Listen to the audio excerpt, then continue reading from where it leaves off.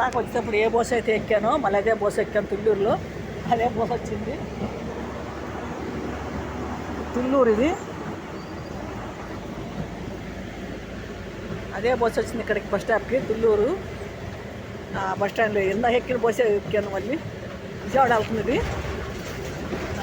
Auto అతను భలే మోసం చేశాడు నన్ను. డబల్ అయింది ఛార్జీలు. అట్టించో 30, ఇట్టించో 40, అట్టించో 55. మరి ఆటో ఆయన చేయొచ్చు పని ఇది. చాలా ఇబ్బంది పడ్డాను ఇప్పుడు నేను. ఎట్టకట్లు ఎక్కేసాను, బోస్ ఎక్కేసాను. రూపాయి సమస్యని కాదు, రూపాయి పోయినా బాధ లేదు. మనం కరెక్ట్ చేరాలి కదా ముందు.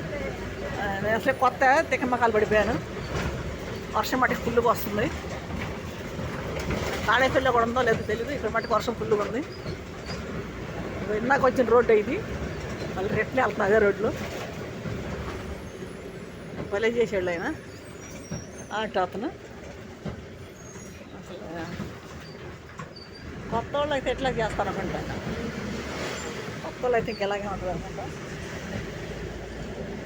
ఇందాక వచ్చిన రోడ్డే ఇది. రిటర్న్ వస్తున్నా. రిటర్న్ తుళ్ళూరు నుంచి. అమ్మ భలే బాధపడ్డాయి.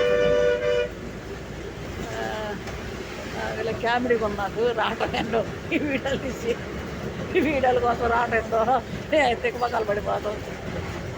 భలే ఉంది. వర్షం కూడా ఫుల్గా రావటం. వర్షం ఉంది ఫుల్గా. ఇంటికాడ ఖాళీ కొన్నా చెప్పి వచ్చాను. ఎప్పుడు సమస్య కాదు, అసలు చూద్దామని వచ్చాను నేను.